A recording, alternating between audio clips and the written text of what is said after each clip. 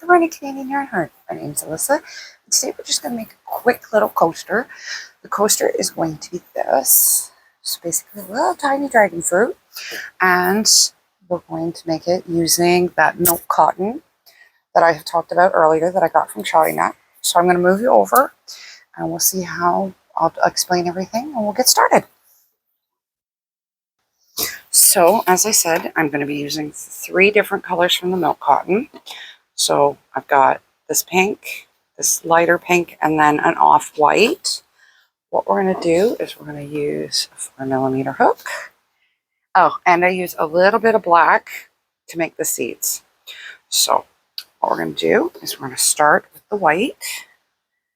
I'm going to, and if you've seen some of the other coasters, you'll know that this is a pretty standard starting. So you're going to make the magic circle, go in, cast 2, chain 2, and then you're going to single crochet 6. So 1, 2, 3, 4, 5, 6. And as I said, you're going to grab this little tail and you're going up, slip stitch there, and there's your first row. So the next row is going to be an all increase row. You're going to single crochet 2 in each stitch. 1, 2, 1, 2, 2, and so forth. 2. When you get to the end, you're just going to yet again slip stitch the 2 together. 2 and slip stitch. And if you've been a watcher of any time, you'll know I hate tails. So I like to trim them off. And if you're a new viewer, then this is definitely something I always do, and I welcome you and say hello, and I'm glad to meet you. You're going to follow this little stitches on the first row, and I don't know if anyone notices, but when I usually do these videos, and I have a daily video as well, if you notice what I'm working on is knit. I'll usually do my videos. My project videos are usually crochet. If I'm doing a large crochet project in the background for my daily videos, you'll notice that I usually knit. And I do that because it gives me a bit of a break. I don't entirely do it intentionally. I've just definitely noticed I do that since I started this channel. There we go. I've tightened that really, really tight. And I will say I will link the yarn, the hooks, the needle, everything in the description. I pretty much link everything at some point. So I don't always have everything linked, like the darning needle. I mean, if you've bought one, you don't necessarily need more. Now this row, you're going to do knit or crochet, single crochet, and then increase. And you're going to do that all the way around, just like the last row. So 1 and increase. So you're going to continue to do the increases until you have 7 stitches in between each increase. So you're going to keep doing this with this off-white until you have 7 stitches, and then you increase 1, and that will be your final row with the white. I will come back when we're there, and I will see you in a minute. Okay, so there's my 7 stitches. If you count, 1, 2, 3, 4, 5, 6, 7, and then there's my 2 increases.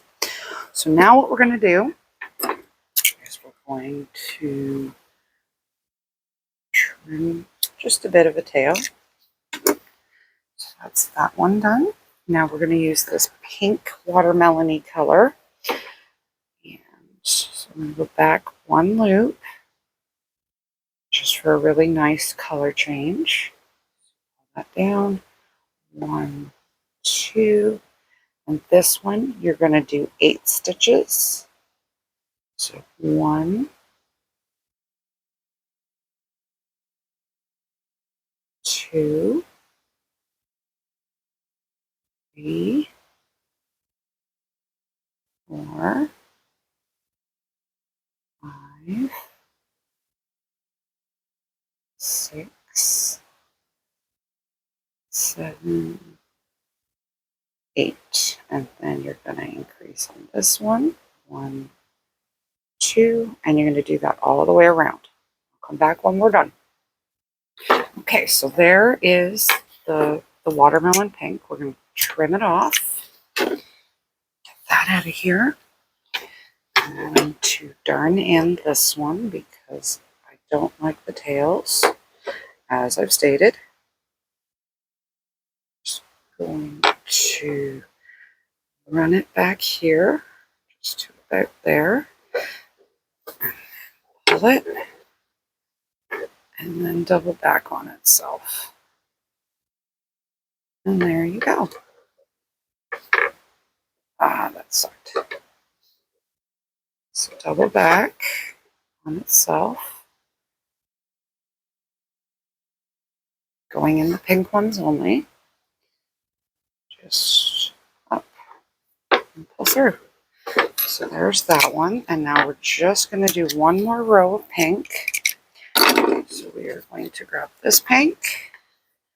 We're going to go back yet one more row, or one more loop. And then we are just going to add this last row, and you're going to single crochet 9.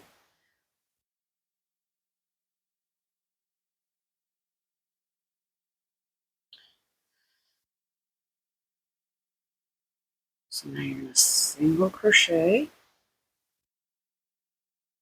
It's 1, 2,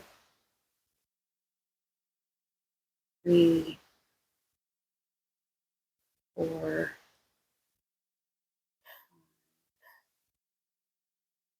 6, 7, 8, 9. And you're going to increase. You're going to do that all the way around. So 1,